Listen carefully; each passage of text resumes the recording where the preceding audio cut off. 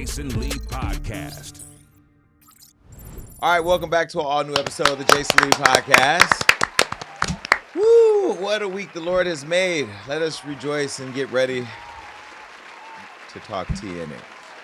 Yes, we're back. You know, I think we have to shave like 4 seconds off the auto clap because at this point, I'd be tired of my own applause. I'm Jason Lee. I'm back here. You know, I haven't been here for so long. I mean, even though it's been like a week or two. Has it been 2 weeks?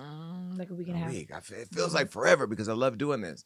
I just don't want to do it every day because the thing is, there are days where I want to do this every day, talking to this thing, but then that means I have to be in the studio every day, which means I can't be somewhere else every day. And we all know that I live in my domicile in Stockton.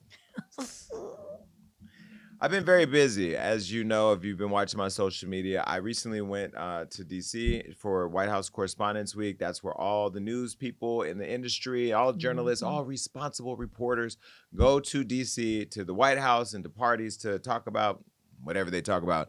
I went there this year with my agency UTA and had a great time. And I have to tell you, the thing that I noticed about DC is DC and the Hollywood entertainment worlds are very similar. It's just DC is popular people who are not attractive. And then, no, it's true. I didn't even know that was a thing online where they said that. You know, because everybody there, it's about the power and prestige of the journalists. There's the journalists who are the top of this and CNN and NBC. And then here come little old Jason Lee. And the thing I love about what I built is that my voice matters too. And when I walked in the room, a lot of those journalists who watch us, hey, journalists who watch the Jason Lee Show, the Jason Lee Podcast, or watch any of my other shows, they be dialed in.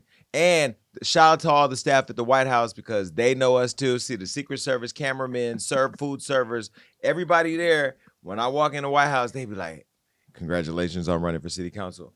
I was very surprised at how many people have been paying attention to the city council run too. That's why I wore this shirt today, because I wanted to talk about how proud I am of what I'm doing back home. I'm gonna take a little second to reflect on that because as I've been traveling, TSA, people in the airport, fans, people at the White House, everybody has continued to say, man, we're looking at you, we're watching what you're doing in Stockton, we're inspired by that. And so I'm really great to feel and really great to hear from people that are actually watching the work that we're doing because I am going to be elected. Remember this day, I'm telling you, we're going to be in office because it's going to be about me. It's going to be about me and you, those of you in Stockton, and we're going to make some changes there. So yeah, I did go to the White House. Now I want to tell you, there was a video that went viral of me talking to the president, and I want to put that video in here. But before I set it up, let me tell you what was actually happening. I know that people feel certain ways about this administration. I got my own feelings. You know, people want to know, are you Republican or Democrat? Honestly, at this point in the world, nobody cares if you're Republican or Democrat. It's about what you're standing on. And I'm standing on the things that I believe in. And, you know, I understand why people are mad at this administration for many reasons, right? The stuff that's going on in Gaza right now. I mean, clearly everybody feels passionately, regardless of what side you're on. I'm on the side of we want more peace and less violence. Nobody wants to see young babies being murdered. Nobody wants to see any group of people, whether you're Jewish or if you're Palestinian, be murdered. I got friends on both sides of it, and I follow some of them on Instagram. And so one moment I'll see pro-Israel posts, and then the next moment I'll see, why are you killing everybody in this genocide post? And I absorb it all, and I feel you. And all of us here, we are empathetic to what's happening, and we all want to see it stop, including you, regardless of where you're sitting, right? A lot of us have learned a lot about the conflict by watching social media and paying attention and then doing some research, and that good old Googler will show you that this has been a conflict that's gone on for decades, right? And so I know that whenever I'm around the president or the vice president or I post anything about them, I get an onslaught of hate. And I'm glad this time it wasn't hate to me. It was just more hate to Joe. A lot of you were on my Instagram commenting about how mad you were that we're funding this war over there in Israel or this conflict. And I understand, I feel both sides, right? But I also understand that there's a lot at stake this year with the election. And a lot of you are saying, I'm going to vote in Trump because of this, or I'm going to vote out Biden because of that. And I'm not going to come here today and say what you should do. But what I will say, I hope you do, is that while you are going through this process over the next 6 months, that you do a lot of research, that you take your time to Google and go look at stories and links and Instagrams, do your own research, find out, right before you do that, write out a list of all the things that matter to you, and then go do your research, because this is not about who we like and who we don't like. This is about who we want to lead the nation and the world, because the president of the United States leads the world for the next 4 years. I'm terrified, and if you're not terrified, you ain't paying attention because there's a lot going on. But I will say, when I posted this video, it went viral, and I do want to show you the video now, and then I'll explain to you what happened. Take a look. For connecting with Black-owned media outlets. I speak with over 6 million people every day, and we've been trying to catch up with you, and I've had talks with the Vice President, but whenever you're out there, we want to talk to you, because I feel like, I don't know, I got your back. I'm just trying to, like, President Biden, get you to pull up. So this is what happened. I get an email that says the White House is inviting you to a mixer. And I'm thinking, okay, I get invited to a lot of things at the White House. It could be anything, whatever. I RSVP. I asked, can I bring a guest? They said no. I said, okay, fine. I get there. Now, typically when you get to the White House for these parties, there's lots of music playing. There's lots of people meeting you. And there were people meeting you and greeting you through the way. So, and you know, you've been there. Okay. As soon as I walk up, I'm the second person in line. The person in front of me is an actor. I'm going to put his picture up right here. I didn't know who this actor was. Apparently, this is a big actor from a big show called Shogun. Have you heard of it? Mm-hmm. It's a new show. And it's the Asian actor. Mm-hmm. I asked him, aren't you the actor from Wakanda? No, you did not. The guy with this guy?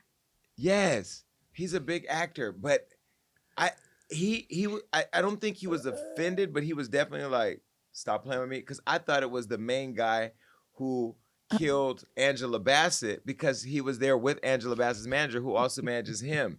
Well, anyway, it wasn't him. But, you know, the thing is, I don't watch film. This is where Rob needed to be there, because Rob is in acting and knows film and TV and all this. I didn't know who the guy was. Anyway, he was gracious enough to take that picture with me that you saw. He was super cool. Okay, so we go inside. When we get there, of course, they're saying, welcome to White House, welcome to White House, welcome to White House. We don't hear no music playing. It's not packed with a bunch of people. So I'm thinking like, damn, there was only 4 people in line. There's nobody there. There's not a lot of stuff going on. Only 3 rooms are open, that red room, the green room, and the blue room. So I'm like, what is... I didn't came to a boring party at the White House. That's what I thought. So then I had to go get the tea, because that's what I do. So I started walking around, and this was literally walking through the whole White House. I bet those eyes were like, because I was trying to find out what was going on, what's happening, right? So when I walked into one room, I said, how many people are coming to this party? Because there's nobody here. There was literally only 5 or 6 people at this time. They said there's only 50 people coming today. So I'm like, wait a minute, there's only 50 people coming today. Y'all invited me to a party with 50 people. Is the president coming? And the lady, and this is what I love. I'm sorry, Secret Service. I'm sorry, Joe. I'm sorry, Jill. I'm sorry. I'm sorry. oh my God. This is what I have to tell you. Your staff loves me, okay? I'm not saying there's a leak in the White House. I'm just saying that this face that God created, besides it being cute, it won't allow you to lie. It's a human lie detector test, right? I go up to the lady or the man, because there's cameras. So Yes. we'll see who I was talking. I went up to somebody and I said, is the president coming? And that person said, and I quote, I'm sorry, sir, I cannot confirm or deny. Well, that's what they said when I said the Queen died and I called Buckingham Palace. Okay? Now, you can go back and do your research and say the Queen wasn't dead. Allegedly. Because we didn't see her after they said you can't confirm or deny. So I said, is the president coming? And they said, we cannot confirm or deny. And then they said, and we can't confirm or deny if the first lady is coming either. Now you're giving me extra tea. And now you're leading me down the rabbit hole. So I said, okay, cool. So then I went up to everybody and said, the president's coming. Because at that point, I oh my God, you just alerted everyone. Yeah, I mean, I wanted them to know that I'm breaking news. This is White House Correspondence Week, okay? I'm the correspondent. I'm White House Unlocked, okay? Period. So I go around and say, look, Joey's pulling up, right? Okay, so before I do that, I go on the balcony and I get cornered by Yvette Nicole Brown, and I ain't even gonna say the other African Americans because there weren't many of us in the room, but there was some. And they cornered me and started bullying me. Not really bullying me, but they're basically saying like, how you gonna handle this election? Like, how are you gonna handle how you're promoting conversations and what's happening? Because there's a lot on the line and you have a lot of influence. And I'm just little old Jason. I'm one guy, I done lost a lot of weight, so I'm one little guy. And I'm like, look, I'm only one little person. So we're in this real heated conversation about how much work we've done to have the administration pull up that they haven't pulled up. We've given them many opportunities. 2 years now we've been talking. Coffee with the vice president, Juneteenth, hip-hop Christmas. party, Christmas. I've been to everything, and at this point they have not pulled up yet. And I did say to them, and you've heard the calls and you've heard the calls, do not start coming around when it's election time because black folks are tired of you only showing us that we're important when it's time to get our votes, because we know women votes and black people votes are the votes that are going to put you across the line. Well, anyway, I was one of 50 in the room, and maybe it's because they know I have a big mouth. All right, so while we're talking, Joey walks in. So I'm like, okay, you know, he got swag, and you've met the president. He cool. Is the president cool? The softest. What was your experience? And I know this is not a case of a white person standing up for a white person. Oh my God. You're not related to him, right? No. Okay, are you American though? Yes. Okay. I'm a Well, legal you're citizen. Croatian. Your family owns islands. So I'm just saying, like, okay, you have no sense of obligation to be loyal to this man. You've met the president. Is he cool? Very. I did not know what to expect. I did not know. I'm like, maybe he's gonna like shake hands. But when he just looks in you in your eye, he just is a gentle, and that's no political affiliation to anything. He's just a nice man. Yeah, you're not trying to say you're pro-Israel. You're just saying that is you've He's actually, nice. because I'm online arguing with people that haven't even voted or that aren't even registered or that don't even know what the president is unless they're looking at a quarter. Okay, Oh my so let's God. just keep it real, right? Like, let's have the conversation because we've been in the rooms. And this is not being fanboying or fangirling either, because we've had hard conversations with the administration. If I read some of the emails on one of the interviews, you know what it is. But, you know, it is a privilege and an honor to meet a president, regardless of who the president is, because that is a part of history. I'm standing in a room with Kennedy's portrait, with Obama's portrait, with Reagan's portrait, and these are presidents who actually saw their portraits. I didn't know Kennedy did not see his portrait because he was murdered before, he was assassinated before that happened. But I got that history. So to be able to be in the house that slaves built and getting served from white people was important for me as a black man. Now, when Joe got there, this is what I will say. The president is an 81-year-old man. He's 81. I Googled it because he's only 4 years older than Trump. You'd be shaming him for his age when he's only 4 years older than him. That's like coming in high school as a freshman and shaming the senior. That is what we're talking about, okay? He's like a grandpa, but he also has a snarky, slick-ass mouth like me. That's why I like him. And in that moment when you saw me talking to the president, what was happening was I'm one of the only, I think I'm the only black-owned media person in the room. So I was feeling the privilege and responsibility, but also I knew I had a moment to say something to the president. So I positioned myself. As I'm doing that, there's a white journalist. I don't know this man's name, and he has a phone. And he's standing right here. Then he's standing right here. Then he's standing right here. He's inching up on the president. Now, mind you, when we were there last time, you see how the military be on him. They don't play. When he started getting super close to the president, they were still giving us all enough room to have our moment, because he was walking around, as I showed you in the video, kissing person, hugging, whatever. But this guy was getting super close on the president, and then he says, "Mr. President, I have to ask you a question." And he starts grilling him about Gaza, grilling him about Israel.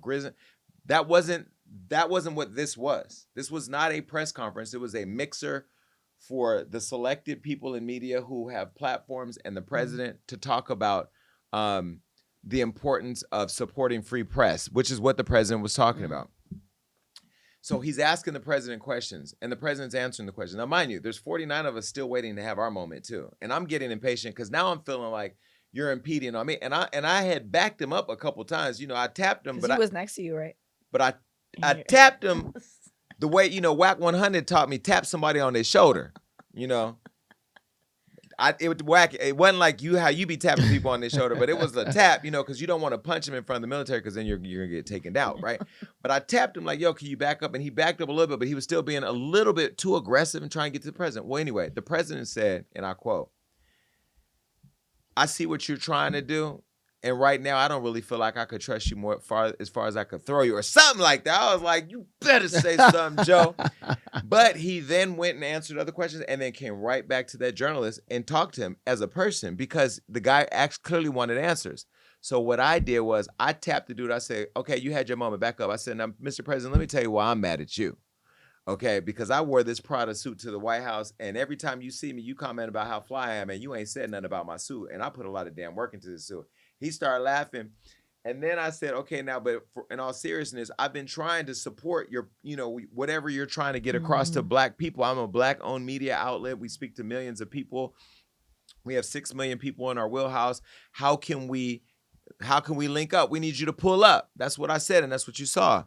And, people had their comments, but what I would hope people would do is look at that moment and go, that is a person who came from the gutter of Stockton, who is running for office, who's Black, who's gay, who's working to inspire his community, who went through some of the most difficult shit, put it in a book, is in therapy, but now actually is running for office to change the community and still get invited to the White House after criticizing them and pulling up on the president saying, you need to pull up for the culture because this year is important. That's why I'm spending this much time talking about it, because if we don't vote, and I'm going to pass it to Rob now because Rob is losing sleep, fucking around with some of y'all niggas who keep talking about a stimulus check that was signed by somebody who wanted you to think he gave it to you out of his own bank.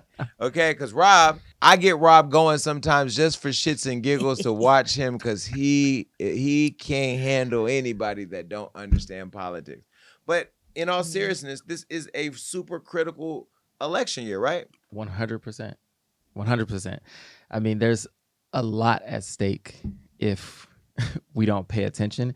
And I think what's happening, which you've addressed, is we're just biting the cherry that's in front of us and not really doing our research and trying to understand the history of things that have happened in the past.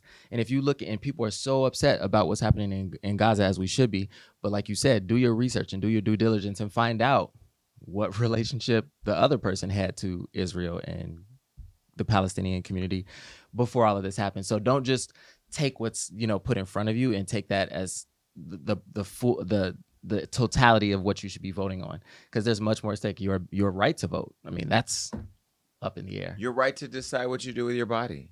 Your right to decide who you marry or can or cannot marry.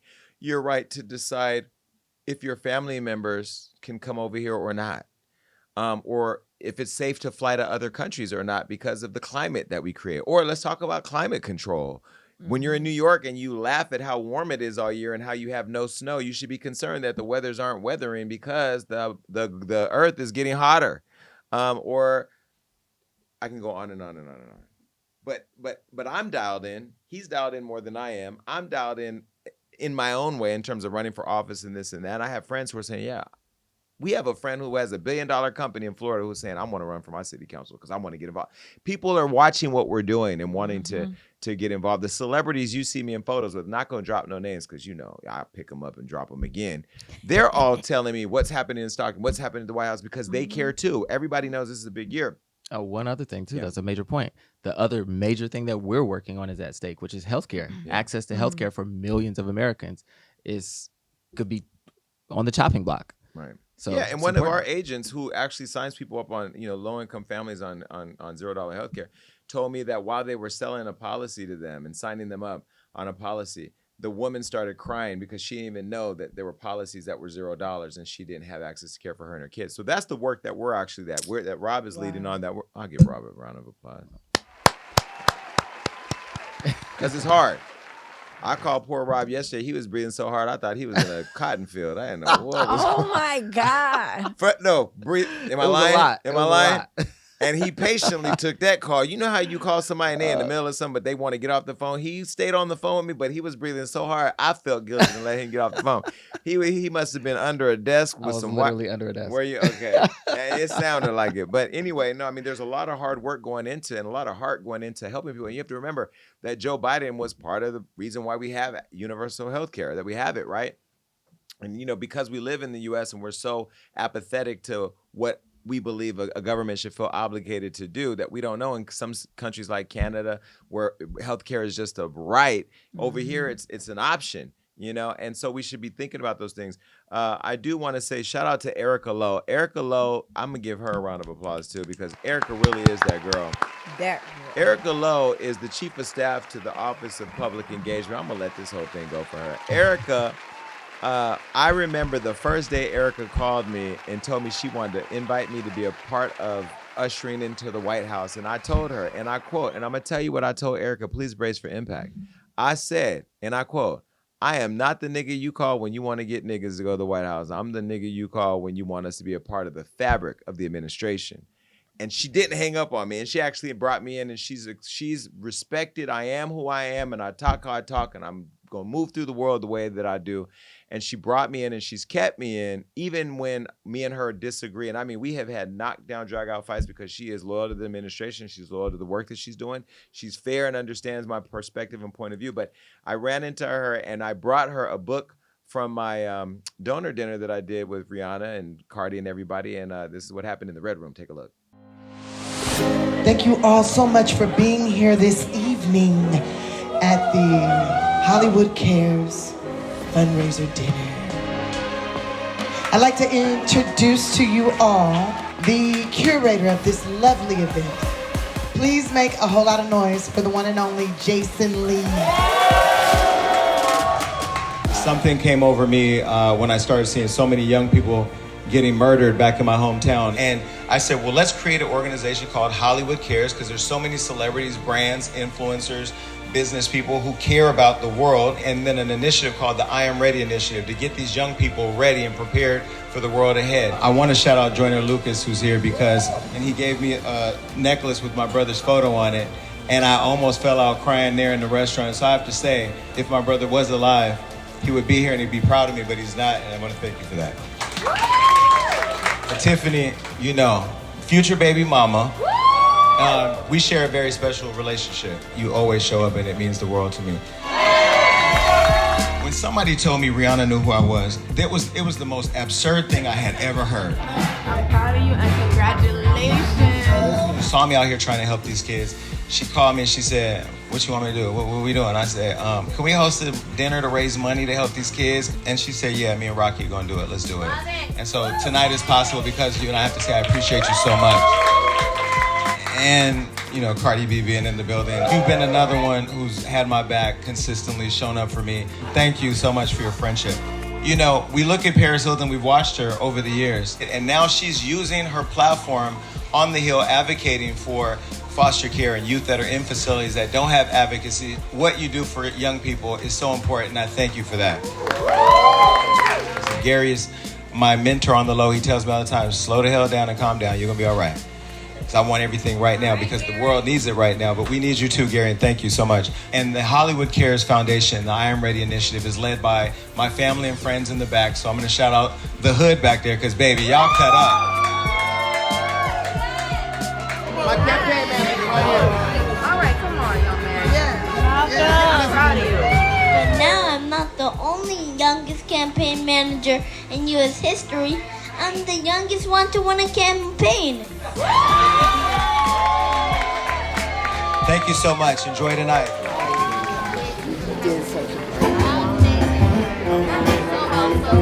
I am literally blown away. I want to call somebody out real quick. Where's he at? Come here. He flew all the way from Atlanta with a gift.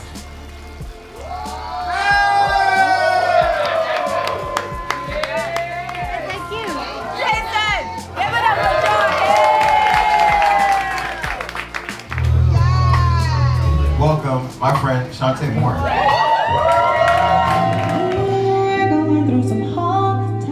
This is about the youth, my children and your children. It's alright, it's alright.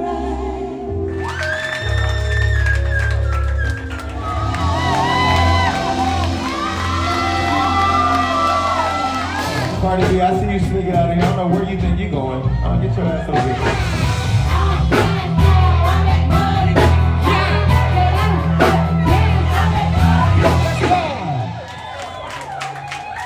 Thank you for coming out. And now that you have heard how ready we are, we hope you are too.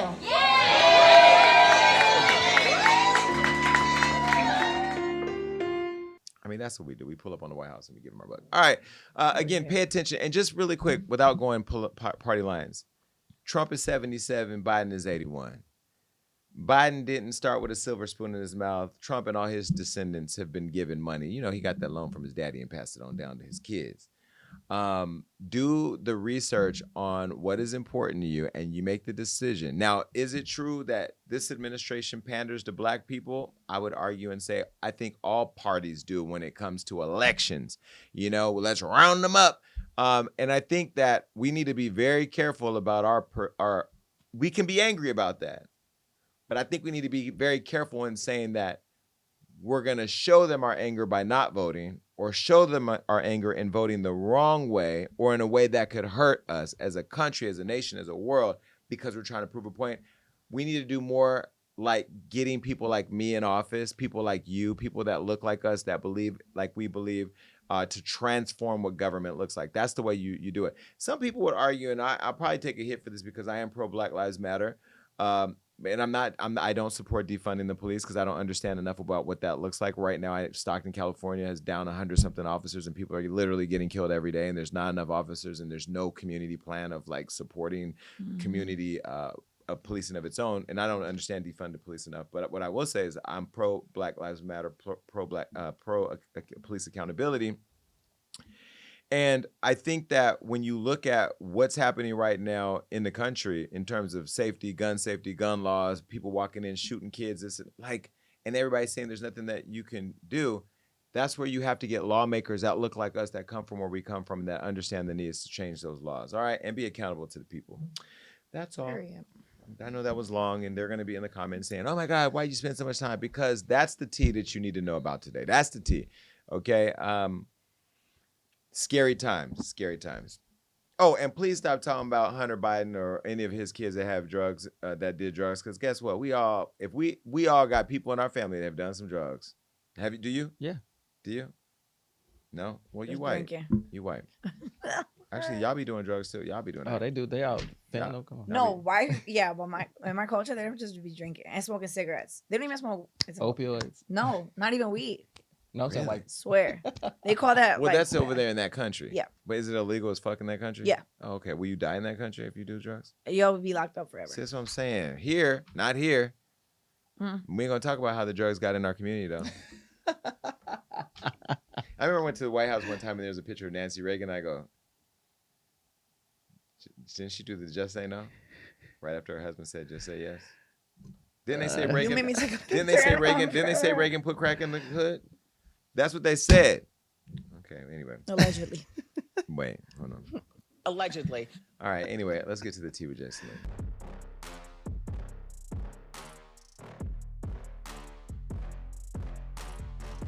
Well, listen, there's so much going on in the news, and I have to say that I am proud to be gay.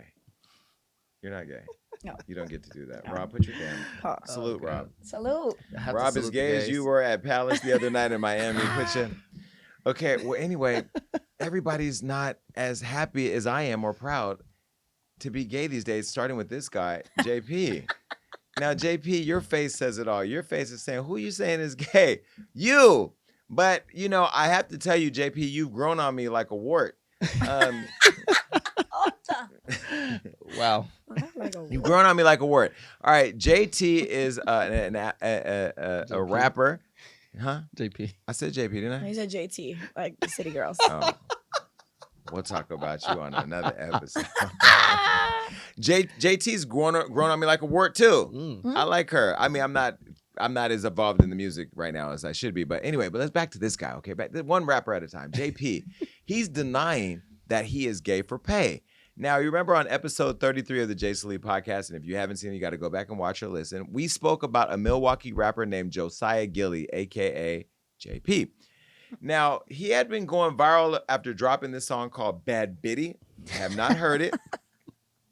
Probably won't hear it. And it's not because I don't want to follow his movement. I just don't really listen to rap like that. Well, it started going viral, and he went even more viral after he admitted that he smashed another man. Now, if you need a refresher and you want to take a look back at it, get it? Take a look. Yeah. Milwaukee rapper Josiah Gilly, a.k.a. JP, has been going viral after dropping his new song, Bad Bitty, which he's been praised by Chris Brown, Wiz Khalifa, and Ellie Choppa, and more. However, the quick success was nearly eclipsed after someone leaked a photo showing another man sitting on his lap. Take a look. That is him, and I don't know what that is. That's his boo. Now, you know, if I didn't know that that was a man from the story, I would say that's a girl. But when you know it's a man and then they have matching pajamas, you know that's gay. Anyway, the caption under the photo says, I promise y'all not finna keep asking me for TS. Y'all messy just like me. Is he saying for TIS? Anyway, TS could stand for transsexual. Yeah. Despite the viral image, JP isn't denying anything. In fact, he went on live claiming he's not gay. He just felt like cracking another man. Take a look. I don't like niggas. We fucking the fuck around. I don't like niggas. I just tapped that nigga. I ain't gonna lie, me making my decision, nigga, that's like the same way you made a decision to crack a bad bitch or like to crack a hoe. I made a decision to crack a nigga. Gee, certified J. I'm cracking. Hey, shit, money good. I'm cracking shit.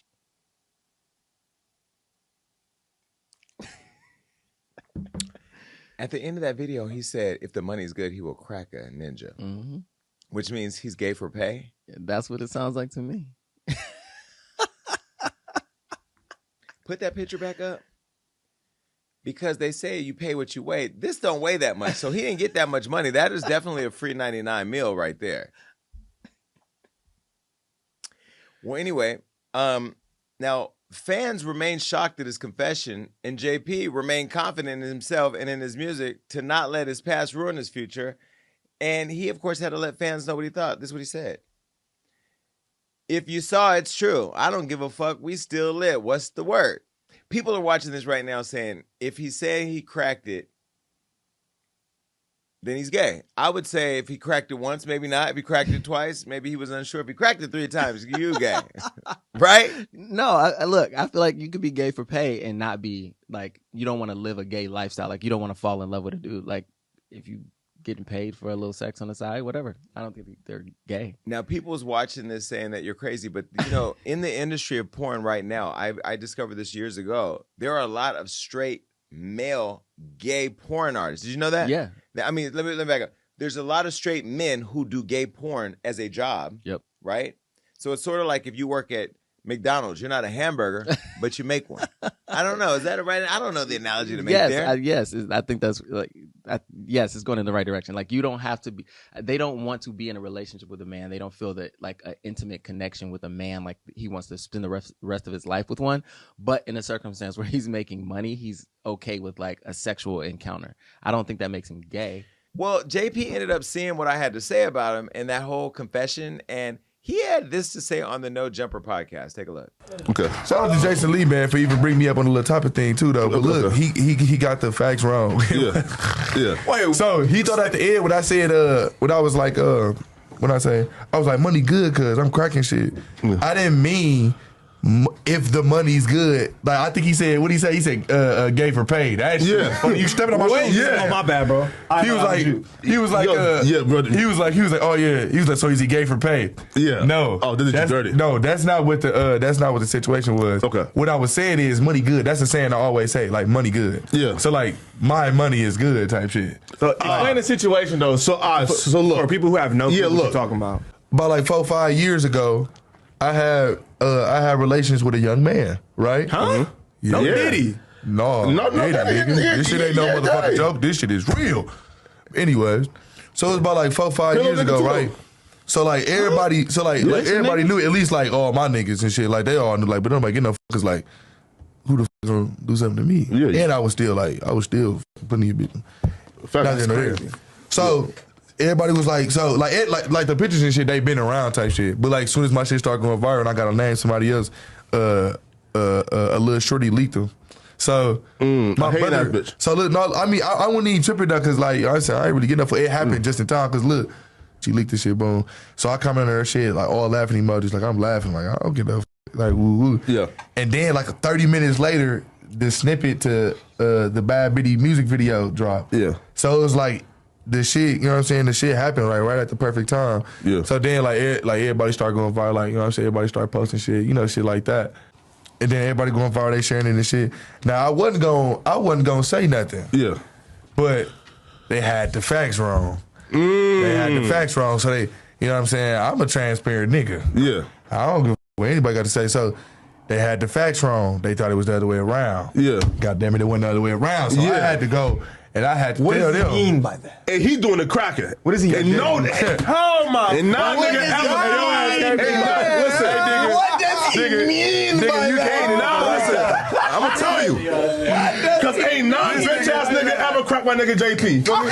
Never. I'm being real. So he cracked the niggas. He do the real nigga shit. He doing the cracking. So he don't get took. He do the taking. Facts. Now, also too though. This nigga's funny as a motherfucker. Now, also too, right? Listen. Hey, boy, you horny than the bitch. Boy, I tell you, nigga. You was a horny motherfucker. Nah, facts. A horny motherfucker, you hear me? This is crazy. Look, the JP though, right? So look though, look though. Come on, man. You also said though, I don't like niggas. I just cracked that nigga. So what does that mean? You heard it, nigga? It makes you don't sense. fuck with niggas in general. So look, you gotta look. So you was gay for a moment. Hold on, young nigga. He wasn't gay. He wasn't gay. Look, Gay for a moment. No, hold on, young nigga. Look, I'm gonna explain it to you. I'm gonna break it down. Damn it, look. This is crazy. So check it out, right? Yeah. You call it what you want to. I quite frankly, I don't give a damn. Yeah. In my head, you know what I'm saying? You know, you got everybody else, they live by certain principles, codes, and morals, and ethics, and you know what I'm saying, things of that nature. I don't give a damn. So the same way, in my head, the same way you would make a decision to do something, I made a decision to do something. Yeah. And quite frankly, I didn't give a damn about it. Now, all of the extra, you know what I'm saying, all the extra, you know what I'm saying, extracurricular shit that come with it, that's not really me. I just, you know what I'm saying, he did what just you would cracked. do with any woman, but like, I'm saying, I done plenty of bitches. Hey, listen. If anything, nigga, my shit went to the motherfucking roof when all this shit came out. So like that's really what you know. No, and also too, bro. Listen, bro. Flew. Right, like too, right. So look, again, also too. If you like close one eye, bro, like the nigga look like a slim, thick, light skinned bitch. You feel me? Pause. Bro, what the fuck is you talking? Bro, you. That was a bunch of trade. Okay, if you're in our community, you know what that was. That conversation was so interesting because that is really what trade gives when they're having trade conversations. Trade is straight men who indulge or gay men who pass as straight. The guy in the top left, first of all, you look like Corey Holcomb. I didn't know where you were going to go. The camera's a little too far away from me, so I couldn't see if that was Corey, but after I heard a couple of things, you're not. The guy in the front, you seem very interested in wanting to know all the details, so... How you doing? And JP, I loved your comfortability, but you were also uncomfortable. Your body language was given, I don't really want to have this conversation, but I'm going to have it because I'm going to stand on what I need to stand on because we all saw the picture. If you didn't see the picture between him and the guy that he used to be with, take a look. This is it right here. You look very comfortable there. That was one of those photos that you see at Christmas time in front of the fireplace right after you open your gifts between you, your man, and your dog. And look, it is what it is. JP, you should have came and had that conversation here. I'm actually inviting you to come to the Jason Lee podcast in studio, and let's have this conversation because I got to meet you and see you in person. The other thing is, and here's the reality. Women don't care. I know a lot of you in the comments right now are saying, oh my God, I would never. Well, you are probably right now dating a man that's doing it. So you are. You just don't know you're participating in the bullshit. JP, you didn't answer lots of questions. Is that the only man that you slept with? You were wearing the same outfit. No. Okay. Was it just sex? No, that was some deep-rooted, I got a bad bitch with some meat experience, okay? That was your Caitlyn Jenner. That's what you should come out with a song. You should come out with a single called Caitlyn Jenner. Oh, yeah. You know what I mean? And you can call it you can reference cocaine in it because that's your snow bunny. I'm giving you all the things. I'm saying, I'm giving you all the T's right now, right? You could talk about T's. It could be TS, T's. You know, let me give you a T's. TS. Anyway, you can have T.S. Madison host your listening party, bigdickbitch.com. Like, I'm just serious, right? So in many ways, I was looking at this interview, and shout out to you for bringing my name up because, yes, I want to get to the bottom of things, okay? And I want to know because some of y'all, and I'm going to tell you, Rob, you know, because we don't talk about our sexuality, those of you who aren't or who are exploring, you know, you're going into the pool, you're dipping your toe and you don't want to say your toe's wet. You just say your toe's not dry. You know, I had a person tell me before that he's not gay and he was fighting with me about it. Meanwhile, he was sucking, ducking, and tucking. You know what I mean? And it was like, yo, and trans, because it was a trans penis that he was giving oral sex to, he wasn't gay because it was attached to a woman. I'm gonna leave that debate with y'all. I'm just saying, like, I sat there and I said, it was like, yeah, you're right. I just was coaching him through getting it off his chest because he needed it. And then he showed me all the videos of suck, tucking, and fucking. It was a lot. It was devastating. But anyway, very revealing. When you look at this interview and them sit around and talk about it like that, don't you kind of feel like that was a support group where they all wanted to share a story? Yes, and that's what made me. That's what I love the most about it, because I'm like, who cares? Nobody really cares who you're sleeping with, like, because that's your personal shit. But to me, like the guy in the gray hat, he was like looking back and forth, trying to get a, because he was like, is this real? Is he gay? And then nobody cared, so he eventually calmed down and was like, okay, cool, because nobody cares. And I know he really deep down want to say, I got mine sucked too.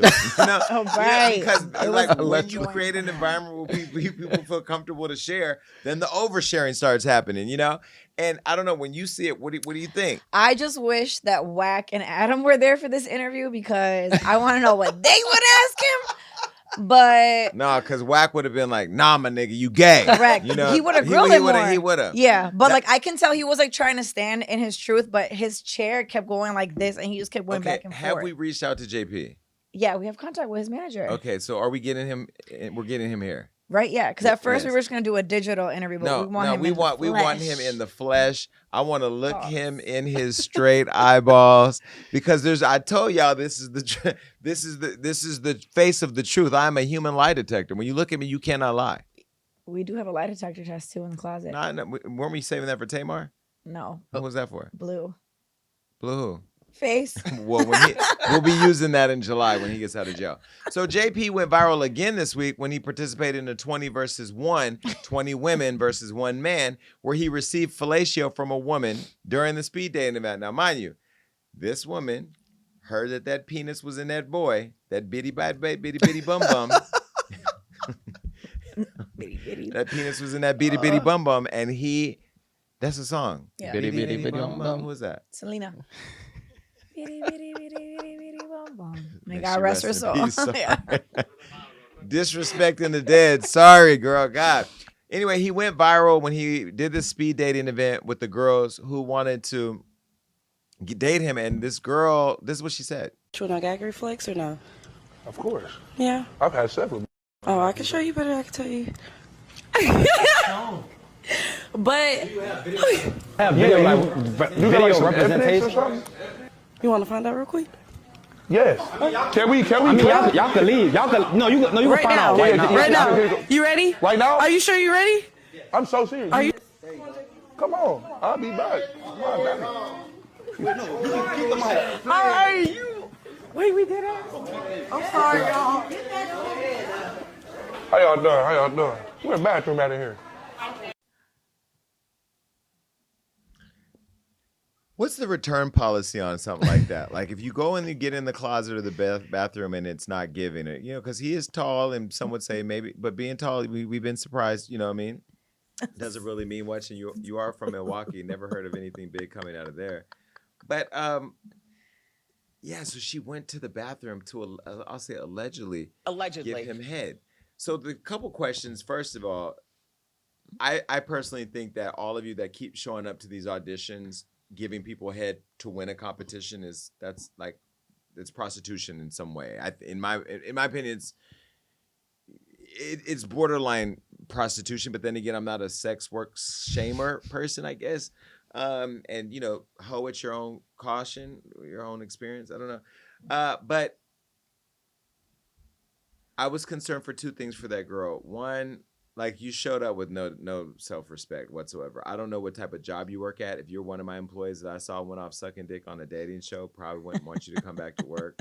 But then again, I wouldn't hire you with that blue wig. I don't know what Smurf you stole that from on the way to the audition, but what animals are you finding this hair on? Because I've never seen a cow, a goat, or a horse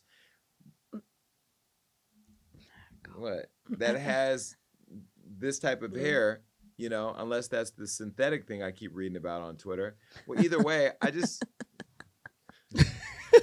I just feel like there needs to be more self-respect. And let me be very clear to all the beautiful black women out there that watch my show that love me to death and that follow me. You know I'm not talking about black women. I'm talking about any woman that has this blue, that's the kind of blue when you put a little bleach in the washing machine on accident and it takes your blue sheet or blue blanket and makes it a little different color than it was when you got there. It looked mangy a little bit. But anyway, I don't understand what's happening there. And the other thing that came to mind is that women don't care if their man has humped another man these days.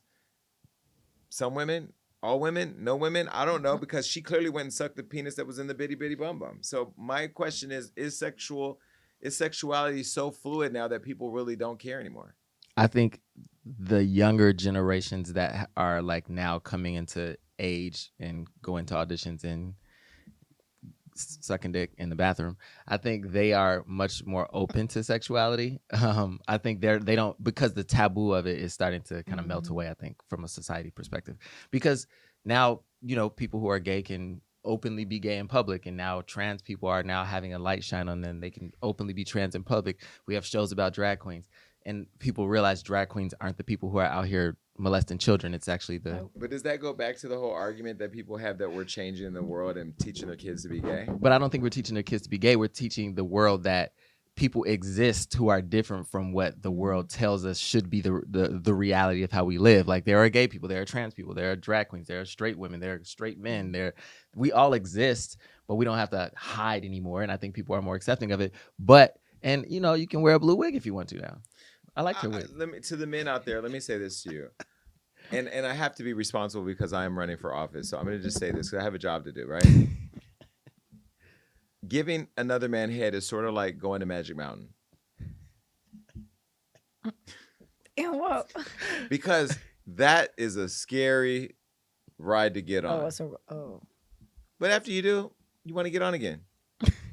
The adrenaline rush. You know, for some, not for all. Now, again, generationally speaking, culturally speaking, you know, religious speaking, everybody has their own views. Here's my real, true, honest opinion. I don't care what people are doing. Do whatever you want. This shouldn't even be a topic of conversation. It's only commercialized because JP went out acting like he ain't hitting all these men off when he got this queen sitting on his lap wearing matching Fashion Nova PJs. So, like, I'm going to call Cap when I see it.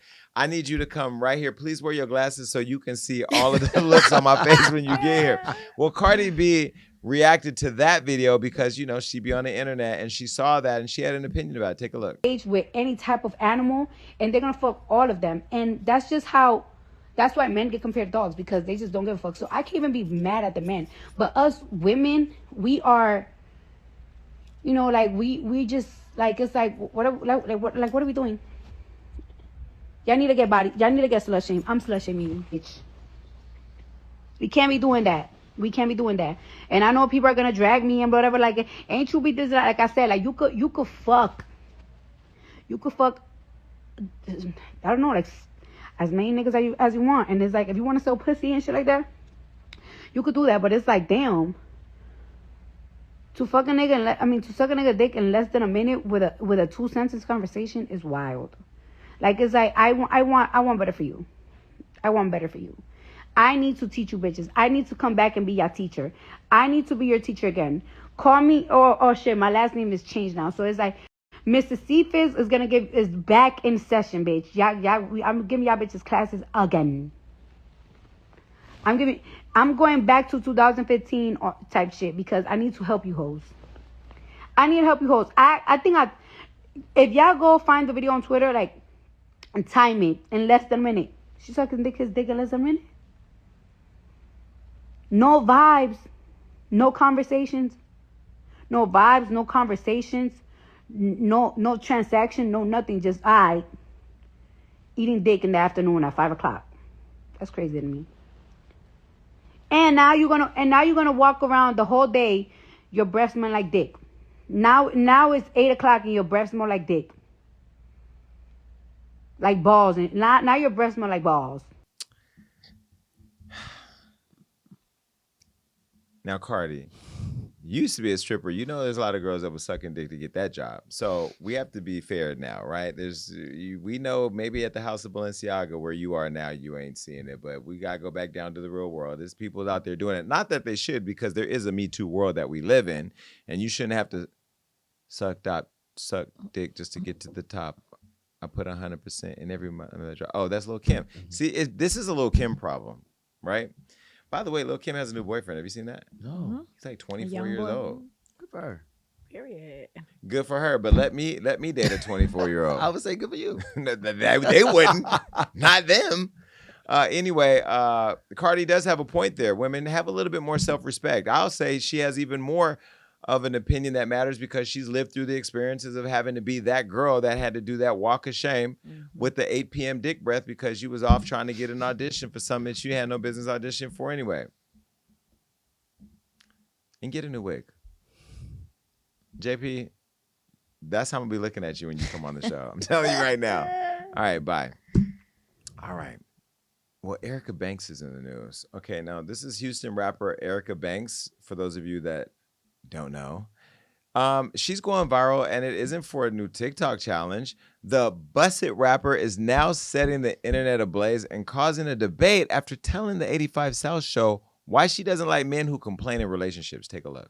Complaining as a man. Because why are you complaining as a man? Why would you ever? Why would you ever complain about anything? Yeah, why would you ever voice your opinion about anything in the world? You should let me be the one. As a man, the world is perfect and you have no right to say shit about nothing. Oh, so it's like, you know. Especially if you were Erica Banks, everything's just right. You ain't got nothing to complain about. You can't say shit about a motherfucking thing. It has to make sense if you do complain. But like, Give me an example. You can't, bro. You just don't. Just don't. Okay, all right. Just don't. Just don't complain. You know, I just want to make sure you shut the fuck up. I just want to make sure life is better when you with Erica Banks. Yes, it is. Nothing can go wrong. Nothing. You can't complain about shit. Nothing. What would you complain about? She said it don't sound right. Like, so, in other words, you don't want a nigga to open up to you about it. Like, if something going on, express your feelings, but don't complain. See, there's a difference. So what's the difference? Expressing your feelings is telling me how you feel. Complaining is like telling nagging. Or like, complain, just don't fucking complain. Well, let me first start with a compliment. Everybody loves Erica Banks. I've heard a lot of people, a lot of my friends specifically too in Atlanta, really love you. You're beautiful as hell. I would have complained about that bang covering that eye. Because when I met Aaliyah, that was one of the first things I asked her, like, is your eye real? Because I could never see it. But you're cute. Let me say that's the reason why your men cheat on you or leaving you and are finding themselves in the arms of other men. Because, see, y'all think I just say stuff for reaction. I'm literally telling you, I'm giving you the game. You want to keep your man from having dick breath? Listen to me. Listen to your man. Support your man. Black men go out there in the world, and brown men go out there in the world every day and have to combat not being good enough, being questioned, being targeted, being let down, put down, talked about, mistreated, disrespected, insulted, and the bar always moving for them. And then they come home and want to talk to you about it, and that's your attitude. And that's why y'all end up as baby mamas and by yourself and lonely somewhere crying to a bunch of girls over ice cream who are giving you advice who are in the same position. I know that hurt. Ooh, that hurt. Ooh, I felt the sting all the way through the camera. But that's me, your big brother, who don't want to know you that close, but from a distance, telling you that's why you're single, lonely, and don't understand why a man don't want you. When a man comes home, it is your job to ask him how his day is. It is your job to stop him and make sure that he's okay. It's your job to look at him and make sure he knows that you are looking at him and looking out for him and wanting to know that he's okay. Some of you don't want to do your job. You're too busy online looking for a Birkin bag on sale. And that's part of why you're single, lonely, and miserable. But somehow strong black woman, strong brown woman, strong white woman, whatever strong woman, you're not strong. You're fragile. You're broken. You are hurt because you don't have a man to hold you the way your dad didn't hold you, and it's time for you to go to bed. And here comes that cycle of trauma we all got to deal with. And that's why you don't care about how your man feels, because your daddy didn't care how you felt. Whew, that was a lot. Am I right? 100%. I think we need to normalize allowing people to get shit off their chest, have conversations, go to therapy, normalize all the shit that is us talking to each other and listening to each other, because that's the things that heals us. But if we continue to do it like you're saying, if you block them and just yell at them and are frustrated because you think it demasculates them to want to come home and get something off their chest, they're gonna go over to somebody else's house and get it off their chest, and then they might get something else on their chest. I mean, because the person that you're in a relationship Did you catch that? I caught that. I caught but the person you're in a relationship with should be like receiving all of your complaints and everything. Like, please don't use the word receiving during this segment. Oh, absorbing. No. Okay, well, I don't know what word to use, but I would hate it if my man was like, "Stop complaining, bitch! Like, shut the fuck up." Yeah. I would be like, "Oh my god, that's your job as a boyfriend to listen." And that goes back. Even though I said, yeah, it's a woman's job when a man comes home, it's the man's job too. It's each other's job. And let me tell you something that I'm proud of. I had a date the other day in therapy. Me and somebody I'm talking to went to therapy together. What? Yes. And it was good because Period. we went in open-minded about being vulnerable and listening to each other. And for the first time, I realized they've been doing something that makes me feel a certain way. Because when my mother, father, when my family, anytime I got rejected as a kid or not loved on as a kid, even though I don't feel like I have those issues, they've manifested in a way where I feel like when somebody doesn't see me or validate me, I react a certain way. Right. And so when I would say, oh, come over and like spend the night or let's go on to dinner. And they would be like, oh, I can't for whatever reason. And they would give me a reason. I thought it was a cop out. Come to find out, it was actually a real issue. And so through the conversation in therapy, we're like, oh, it's like it unlocked this whole thing where we both were looking at each other from a different lens. I only use that as an example without telling all my business, because if a man felt like you would listen to him enough and have that conversation, or a woman in another case, right? Then people would, I think, feel like they were in a more healthier situation. This is probably why a lot of relationships don't work, because there's no communication. 100%. So when was the last time you were in a relationship? It's been a while? It's been a while. It's been a while. I'm too picky. Oh my God. Is it because you're picky? Yes, I'm very picky. I think our problem is we pick the wrong people. Yes. And I think I pick apart people once I meet someone, and then I find reasons to not like them, that's a me issue. But didn't I tell you recently that there was somebody I was like looking for things I didn't like? Yeah. And you were like, why are you doing that? No, I said I do the same thing. Oh.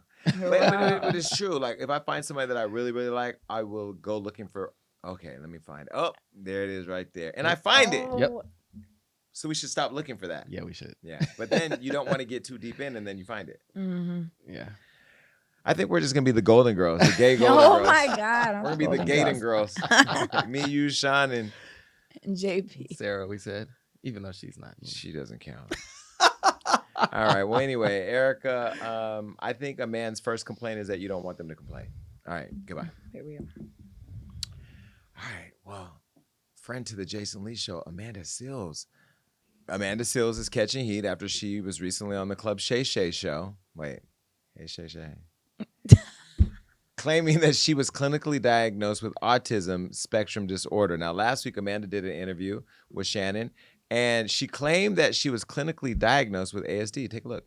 How old were you when you got diagnosed, and did you always feel that you was different and you felt something was wrong? Well, what's today? Today is Thursday, the 18th.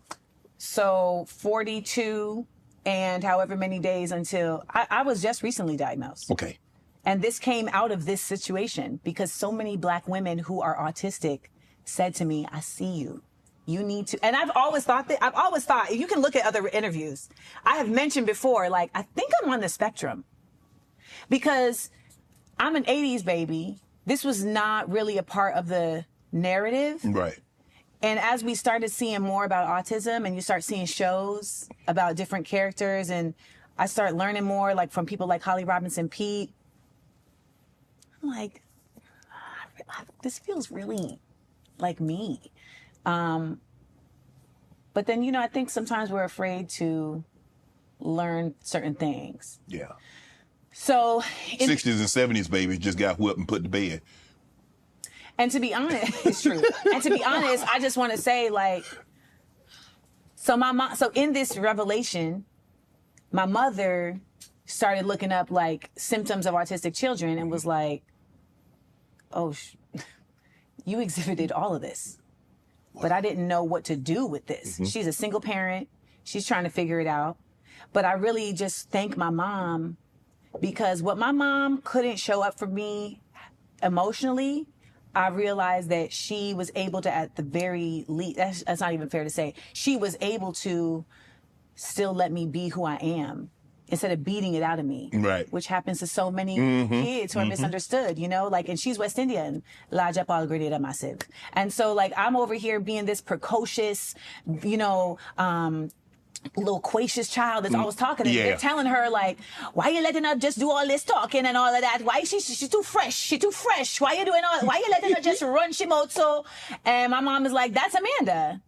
Like, let her live. Right. And most, let's be real, most parents. That's what happened. No, shut it up.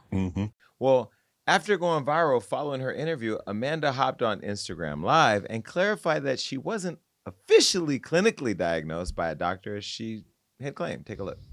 They cut out at the end, he was asking, no, I have not been clinically diagnosed by a doctor because I'm not paying $10,000 to do that. And most people will tell you that at this age, you don't need a clinical diagnosis in that sense. And I think that's the other thing. It's like, we are so conditioned here in this nation to really only consider something in one kind of way. And I will get back to that. I mean,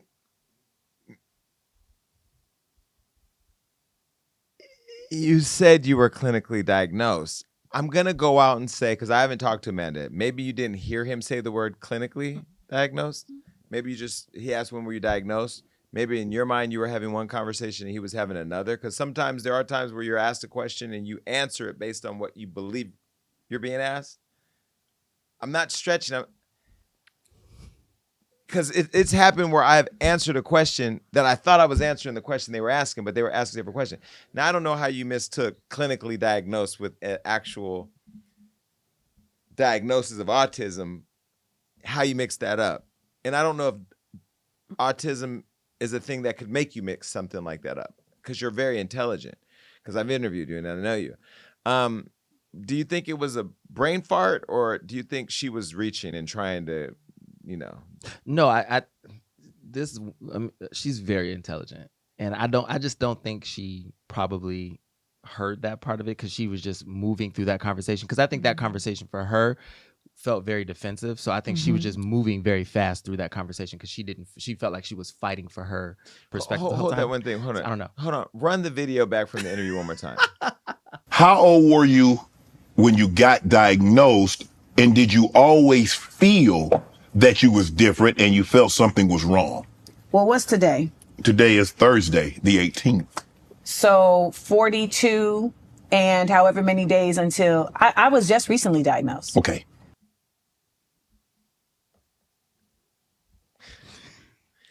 So the word clinically. Who recently diagnosed you, though? She did. It's a self-diagnosis. You didn't say clinically. But in the context of that conversation, she could have said, I self-diagnosed, right? I diagnosed myself. I was recently diagnosed. So are you third-partying your diagnosis? Like, yeah. You know, like, it's giving. I don't know what it's giving, but it's giving. So as her criticism went on and on and on, and it continued, Amanda went on to address the critics. And here's what she said on her self-titled Amanda Seales Show. To the discovery of your autism.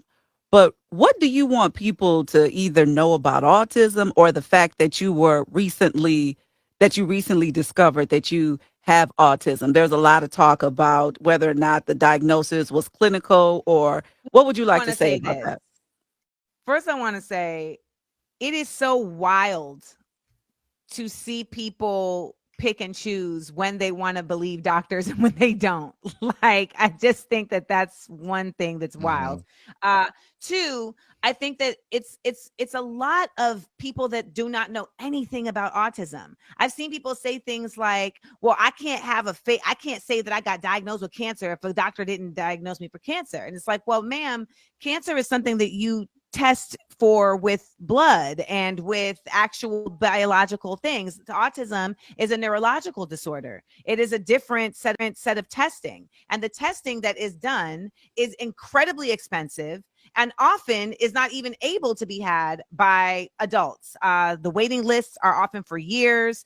And especially for Black women, the only studies for autism to at length have really been for young white boys. Oh, wow. I talked about this in the interview, and they cut it out of the interview. So the autism, so the majority of pathology around autism is done on young white boys, and so even girl children don't get properly diagnosed. And many parents have come in my DM saying, thank you so much for talking about this, because we have gone through so much struggles to get a diagnosis. And for the most part, the clinical diagnosis is a wide-ranging meaning. So clinical doesn't have to simply mean by a physician. It can mean by a psychologist. It can mean by a psychiatrist. It can mean by someone who is an autism expert that has a master's degree. I don't think you're an expert on autism. I don't think you should be talking about it. I think you should have just let that one fly and just moved on, because now it just sounds ridiculous. Like, my nephew has autism. He's been tested. We know my sister is very active in his life, and autism is a real thing that I feel like now that you're trying to back the truck up because you got caught up in this web of a WebMD lie, that, you know, you sound crazy to me. And you could be smart and crazy at the same time. Like, you could be intelligent and stupid.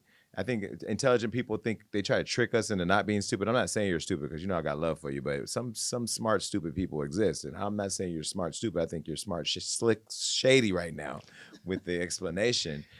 Because it's giving, I don't really want to be here anymore. I never should have came here to Shay Sharp show, but I saw the clicks and wanted to go viral and thought this was it, when you knew he didn't even respect you enough to acknowledge the racism and all that other thing. Y'all gonna realize the big scam, Shay the scammer. But anyway, whatever, y'all want to go viral. And this is what happens when you do. You have irresponsible conversations that offend people, and you've offended the autism community, you've offended the intelligent Black people community, you've offended the we smell the shit community. And all for what? Now, could she have autism? Yes. Could she have self-diagnosed? I mean, I can self-diagnose, having abs. I ain't got none. They under there somewhere. But, they ain't under a jelly roll. Shout out to Jelly Roll. But they down there somewhere deep down. But Amanda, why? For what? What did you go do the interview for? Now, what I'm looking on my analytics from what I've been told by my team is that everybody's going from this interview to my interview, looking at what we talked about and what you talked about there. You talked about the same thing. You talked about how much you hate Issa Rae. So we know that relationship is over. I don't know if you talked about not getting in the gold party or in the. She did talk about. You talked about that here. Name dropping. What did she talk? Did she talk about everything she talked about here? Literally everything. So what was the purpose of doing? What did she talk about new there that she didn't talk about here? I think the autism thing, but that interview made my blood boil because I feel like it blew up because Shannon didn't. No shade. The team didn't do their research. Right. Because he thought, remember, he was like, oh, yeah, your mom's white. And she's like, my mom is not white. Shannon is not invested in his guest. No. Shannon is invested in going viral. Shannon's not invested in clearing up that outfit he was wearing when he got out that Buick. Shannon is only worried about going viral. Shannon is not a cultural icon. He is just that uncle that we invite to the picnic and watch him for pure entertainment. And he is entertaining. So look, I'm not hating on the numbers because the numbers are numbering, but at the end of the day, girl, like, you gotta figure it out because now you're trotting in a lane that's not yours. And when I say trotting, I'm not saying the way you walk, because that's TikTok and Instagram. I ain't got nothing to do with that. I don't shame, okay, anybody, okay? But I just feel like, again, like, if you don't know a guest's mom is white or Black, or you haven't researched anything, or you're not interested enough to understand their lived experience that they're telling you, because the girl was fighting for you to acknowledge that she had been through some racism. It was almost giving Terry Crews for a moment. But again, Amanda, you have to own some of that because you knew where you were going. You knew you're too intelligent to go there. You had already said how much you hated Issa Rae. We get it. Issa Rae, here's Amanda Seales' next interview about you.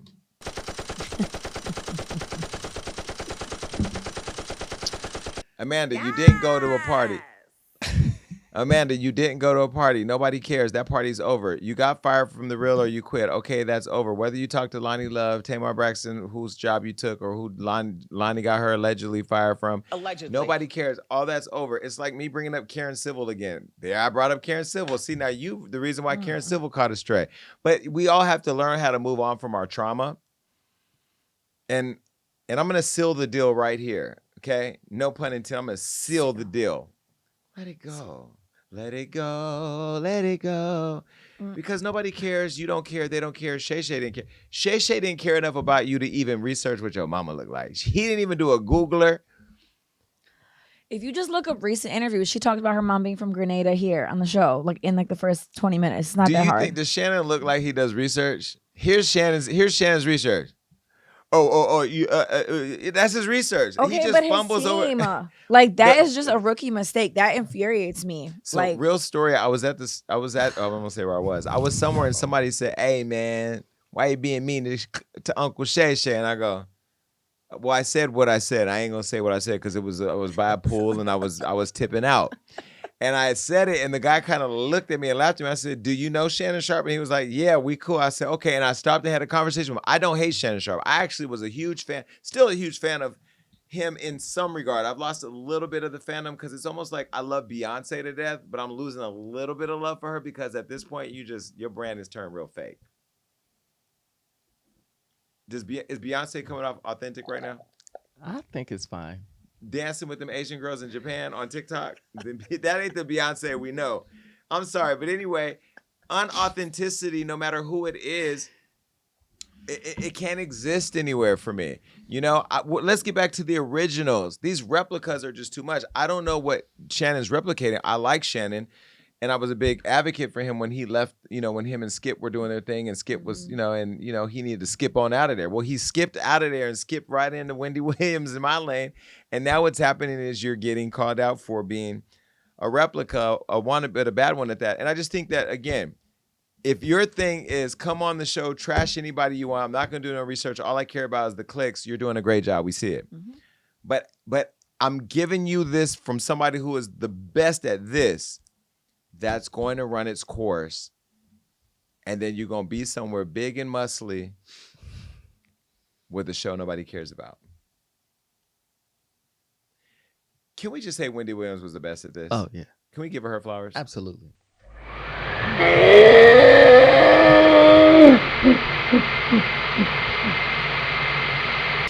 I was 1 second slow on the button. All right. Goodbye, Amanda. Come back to the show if you want. You're more than... Man, Amanda can come back, right?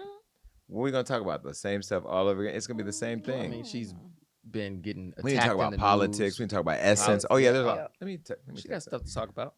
Text Amanda Seals right now and tell her it's time for round 2. Okay. All right.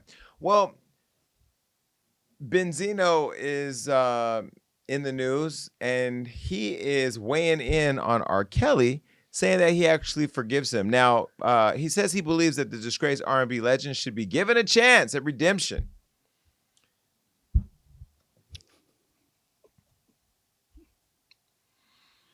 He recently was on the We in Miami podcast and said that R. Kelly deserves a second chance like Elvis Presley. Take a look. Do you think we should give R. Kelly a second chance? Everybody deserves a second chance. I know that Elvis, a lot of motherfuckers for 14, 15. I know niggas with young girls. To keep it 100, right? I'm not into that. Again, the legal age is 16 years old. So does that make it right if it does it? Yes or no? To everybody on the table. Absolutely does that make it right? No. If it's legal, does it make it right if a dates a 16-year-old? Makes it very wrong. I Ladies? don't agree. No, it's gross. All right. So, but it's legal in America. Right. So why the is R. Kelly doing all this time? Because you know why? Because they're 14 and 2 years younger. But you don't think that the ones that you don't think that the people who cleared it for 16 years old didn't know that they're with 13 and 14s too. Right. Like even to make a age that young to be the law, you already know they're going under that. Right. I'm not condoning with little girls. It's sick. Right. All right. It's sick. It's sick. I agree. But I don't think R. Kelly should ride them.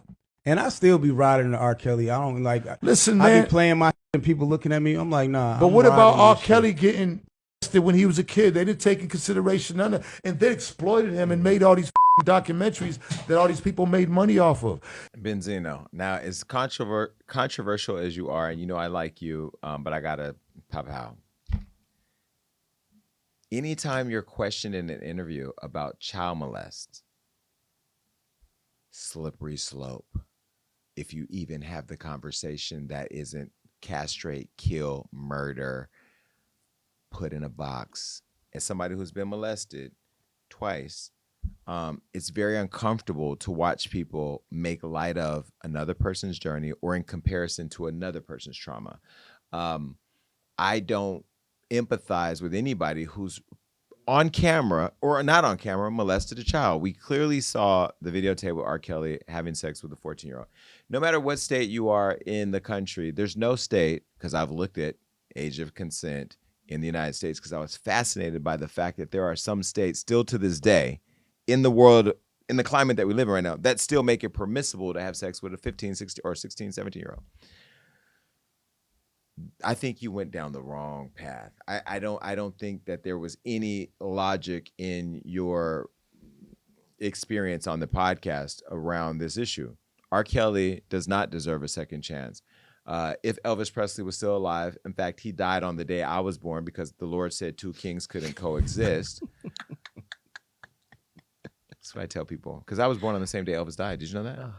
August 16, 1977. Same exact day he died, I was born. God said one, only one. Why compare him to a dead man who can't be held accountable anymore? And at that time, it was probably permissible. And maybe at our time when we were watching R. Kelly have sex on the tape, we kind of kikied at it because we knew that there were kids in our high school having sex with the dope boy in the community who was 15 and he was 22, and it was okay. It was never okay. It was never right. It was never right for slave masters to rape slaves. It was never okay for the things that have not been okay. It's just we live in an era now with social media where the whole world gets to react in real time to it, and those opinions weigh in and have consequences. Benzino, that wasn't good. That wasn't a good look. There's no explanation for that. And if you support pedophilia, then one would have to say, what if that was coy? What if that was your daughter that some grown man got his hands on fucking down in a basement studio because she wanted to be a singer and he just wanted to shove his dick in her? Is that okay? That should not even be a resonance of ours that it's in any way okay. I don't know. Maybe you guys feel different.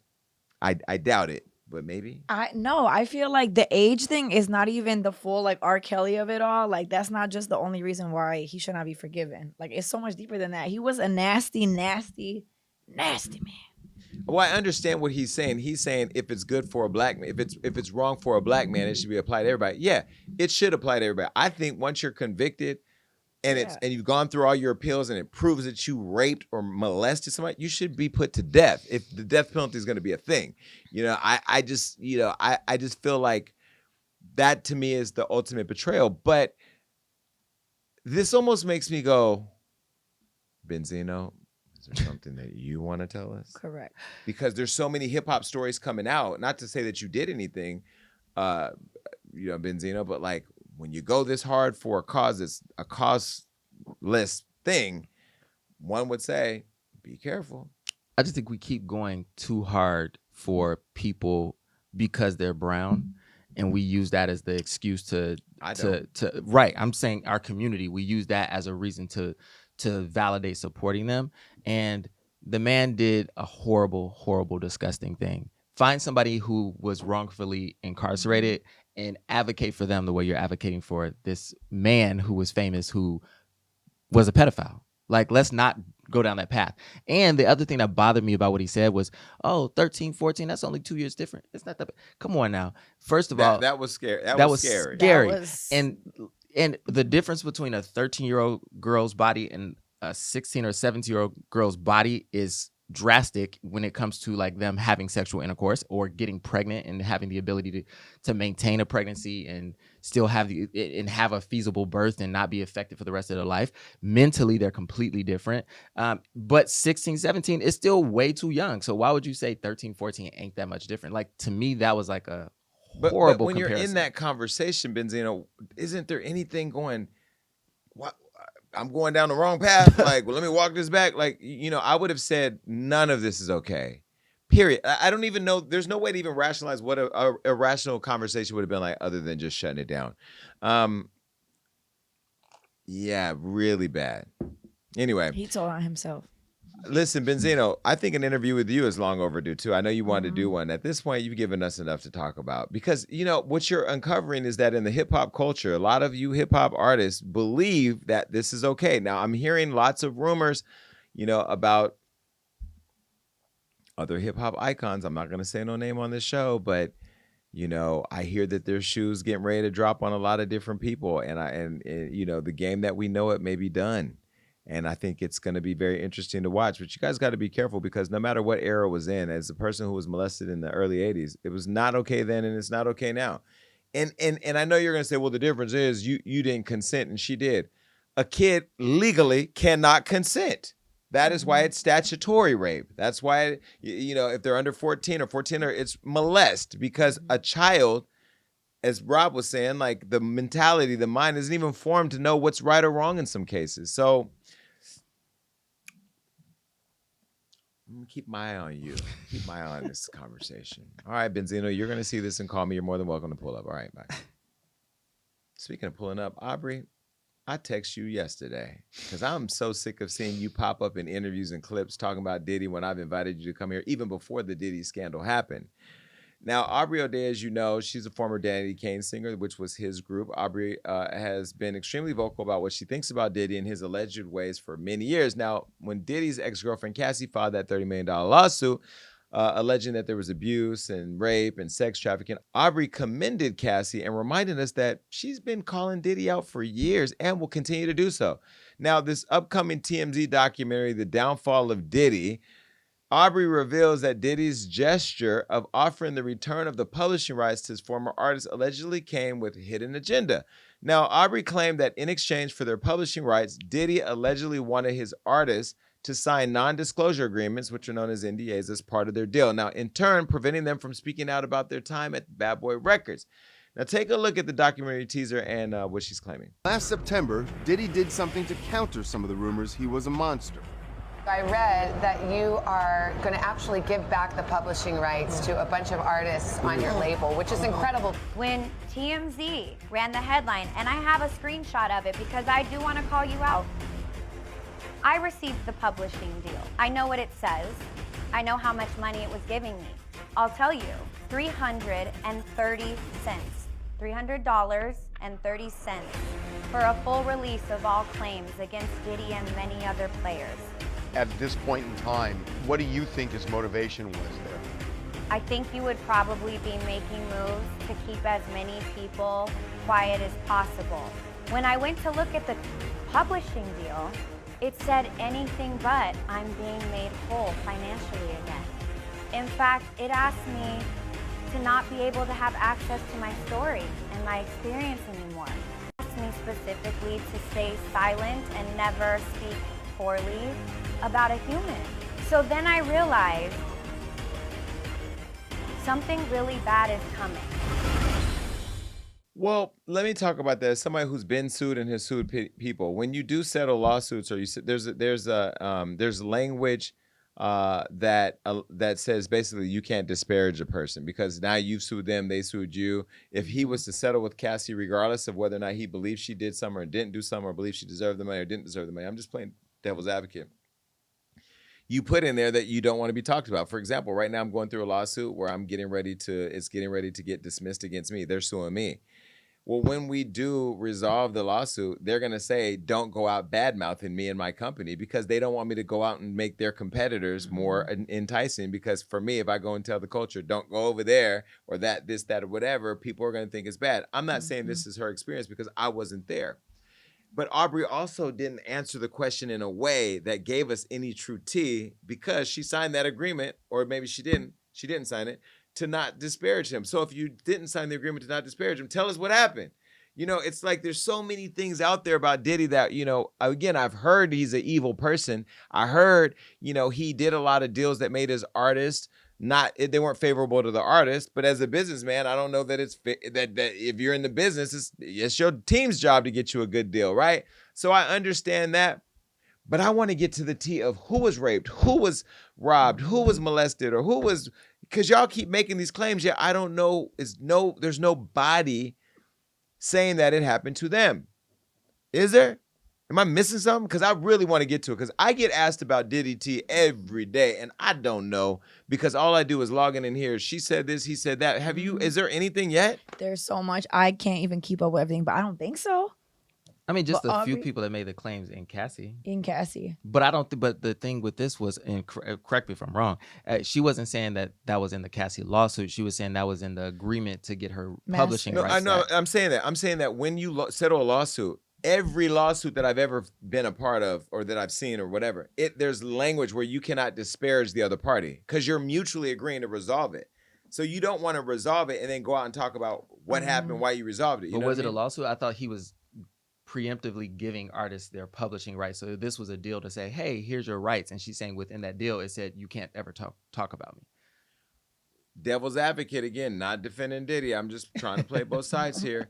If I know that Mace and every artist I've ever had is out saying how I robbed them, I'd want them to stop saying that. So you sign their rights, you sign their right to continue to disparage you away for a resolution they've been asking for. True enough. So maybe the lawsuit wasn't the catalyst for that, but they've been trashing Diddy for bad deals for decades, right? We've heard it from, he has my publishing, this, that, whatever. And so you do, okay, I'm gonna give you a publishing. Mind you, remember, Diddy was going through that whole love phase where he was in love with love and wanting peace and prosperity. And maybe that was a real thing where he was having this euphoric experience of wanting to change his life. I don't know. The devil was an angel. And then the angel did become a devil. Either way, that I'm tired of people talking about me, so I'm going to sign this here. That's what it could have been. Or it could have been what she's claiming. I don't know.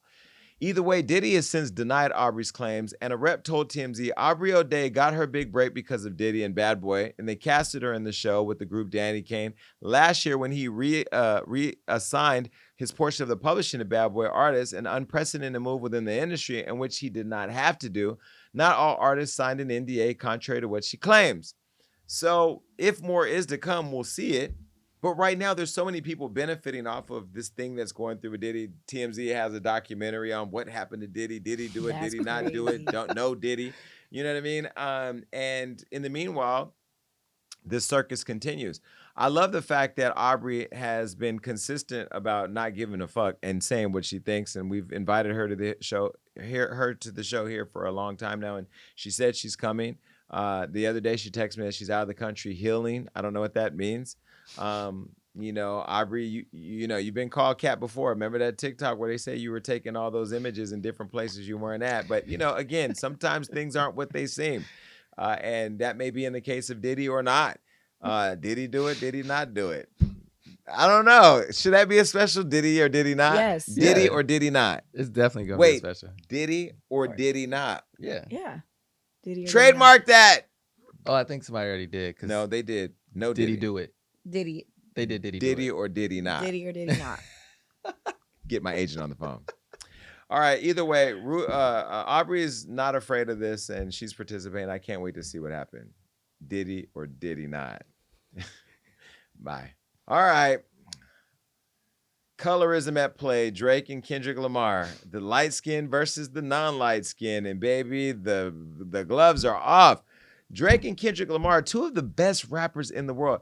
By the way, I have to say, knowing Drake for so many years, it's so crazy talking about him as the greatest or as the GOAT when you knew him as the regular person. And I'm so proud of him, but also it's like kind of crazy, but whatever.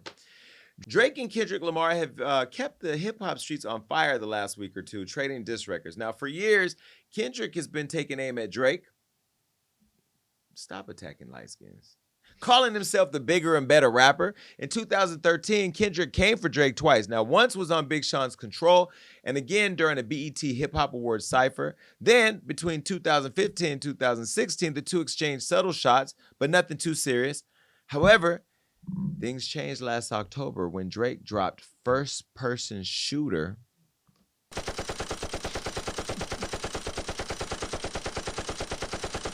Featuring J. Cole, who called himself Drake and Kendrick the big three, adding, but right now, I feel like Muhammad Ali. Now, months later, Kendrick Lamar hopped on Metro Boomin and Futures like that to claim he is better than Drake and J. Cole, rapping, motherfuck the big three is just big me.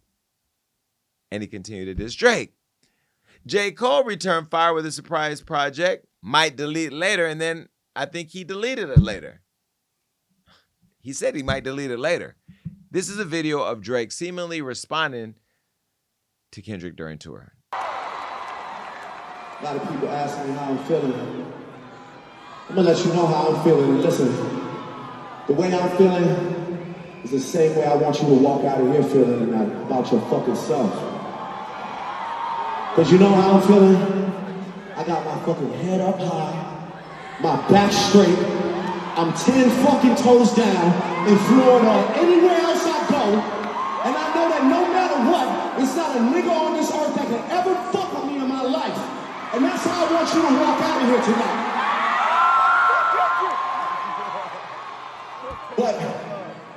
But in order to, you know, get yourself all gassed up, riled up, and move towards the future, sometimes you gotta acknowledge the mistakes that you made in the past, right? Right? So this is what I want you to do. Then Drake released his diss track, Push Ups, where he dissed Kendrick, Future, Metro Boomin, The Weeknd, Rick Ross, and Jay Morant. On the song, Drake mocked K-Dot's small stature and his record deal with Top Dog Entertainment. Drake then fired off a second diss called Tailor Made, the freestyle where he used AI vocal raps in the voices of K-Dot's influences, Tupac and Snoop Dogg. And on the second diss track, Drake called out Kendrick's lack of response to his first diss and suggested that Kendrick pushed his response back because of Taylor Swift and her dropping an album, and he didn't want to be overlooked or outbeat by the white girl. Now, after a few days, Kendrick struck back at Drake's 2 diss tracks with Euphoria, and on the track, K-Dot called out Drake for his use of the N-word. He questioned Drake's fashion sense and Drake's achievements in hip-hop. And after the release, baby, Drake was spotted liking a post on IG that said, "That's it." Everybody's been sounding off about whether or not they thought this was hot, not hot. I saw the Breakfast Club talk about it. Well, Gilly the Kid also weighed in and said that K-Dot's diss was kind of corny. Look. Just heard that Kendrick Lamar diss. I fuck with Kendrick, but that shit was going on the cob, man. You know what's crazy, man? The light-skinned niggas is winning, man. 3-0, man. Fucking Drake up 2-0. Motherfucking Chris Brown up 1-0. I just take me back. I remember in the motherfucking late 80s, the motherfucking light-skinned niggas ran everything up to the late 80s. Then motherfucking Nino Brown pistol whipped every light-skinned nigga in motherfucking New Jack City. Then they had it bad, all the way up to motherfucking Steph Curry and Chris Brown and Klay Thompson and Drake. And now them light-skinned niggas just doing what they want, man. Y'all even let Wallow light-skinned ass come home from jail after doing 7,300 fucking days and win. Light-skinned niggas just think they run the world, man. Dark-skinned niggas better step your game up, man. Now, Rick Ross was even trading disses with Drake the other week, and this is what he had to say. Boy, white boy, white boy. Crody, Crody, Crody. Do they even have Wi-Fi on that cargo plane? He may not even heard this yet, but look, white boy, I know we not friends, but let me give you this advice, because you ain't got nobody around you. Or you ain't got no real niggas around you. Let me just put it like that. Ain't no real niggas. Stop. Don't respond.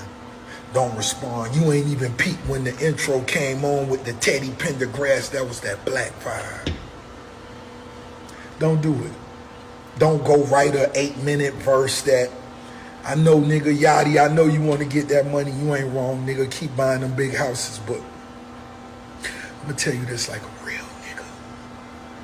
Ain't no more BBLs. Ain't no more ass fillers. Ain't no more cheek fillers. Now, Drake continued to react to Kendrick's diss on his IG story after Kendrick rapped this. Look, Kendrick posted, "I hate the way you walk, the way that you talk. I hate the way that you dress. I hate the way that you sneak this. If I catch flight, it's going to be direct." Well, here's what Drake posted about that. I hate the way you talk to me and the way you cut your hair. I hate the way you drive my car. I hate it when you stare.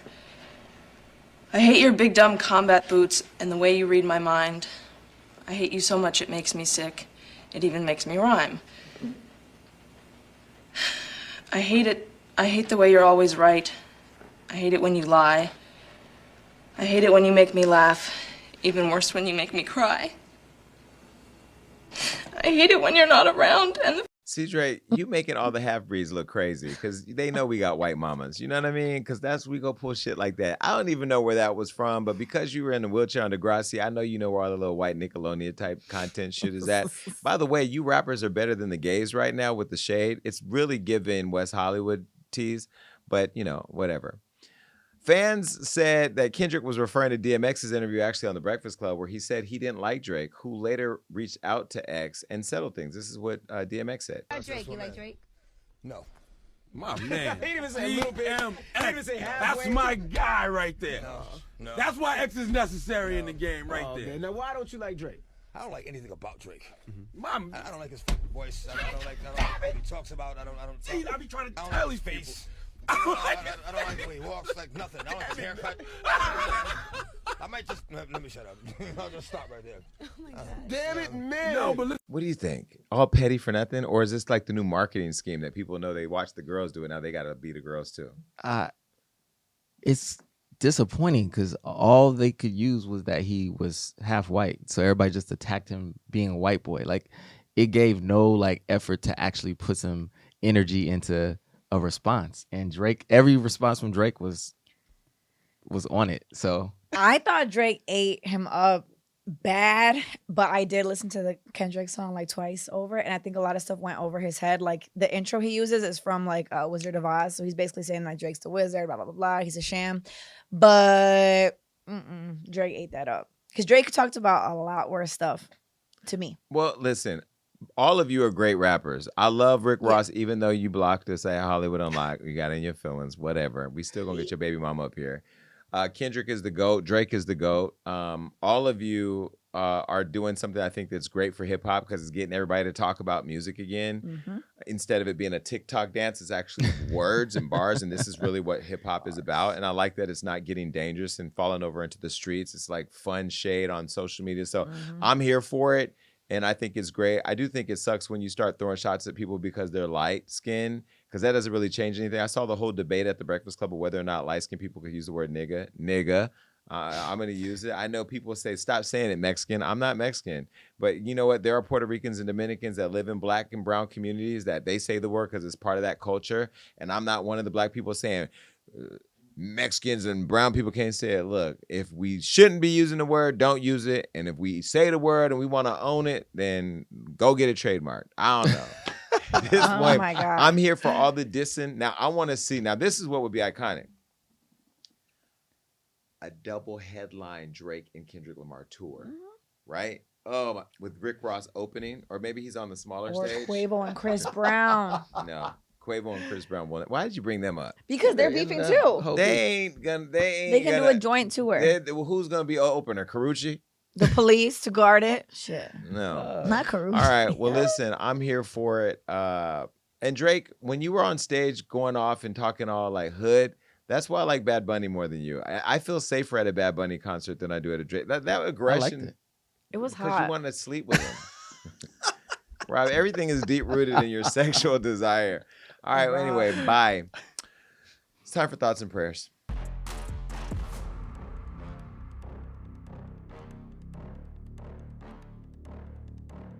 "2024 has obviously proved to be the year of truths, but are we also handing out forgiveness and second chances? Because according to Benzino, we should be giving R. Kelly a chance of redemption. But if we forgive Kels, are we forgiving Diddy too for his alleged behavior? Did he or did he not? Well, what about Amanda Seales? Are critics going to stop dragging her about claiming to have autism without an official diagnosis? Despite her not having a clinical diagnosis by a doctor, does it change the fact that she believes she's experiencing ASD symptoms? Well, if Milwaukee rapper JP claims he doesn't show feelings for other men and he's heterosexual, and Amanda doesn't show neurological characteristics and has autism, why can't we let them both just live their lives?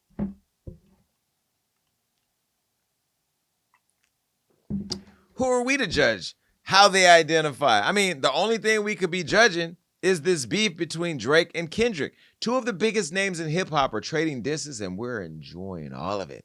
We're not complaining. Just how Erica Banks says she don't want her man to. Well, I'm complaining about that, Erica. That's it for this show. Make sure you follow The Jason Lee Show, The Jason Lee Podcast, everything related to Jason Lee, and my quest for District 6. We'll be back with new Jason Lee Show episodes soon because we have some guests coming on that, baby. When I'm telling you, we're going to burn this whole internet down. Follow us everywhere, Hollywood Unlocked, Jason Lee Show, The Only Jason Lee, and make sure that you stay locked in for all our updates. We love you. Download us everywhere we stream because it matters. Oh, for those of you that are new and don't know, you can text me, 310-388-6463. Put it right here on the screen. We don't have the number. Where's it at? Bye. The Jason Lee Podcast.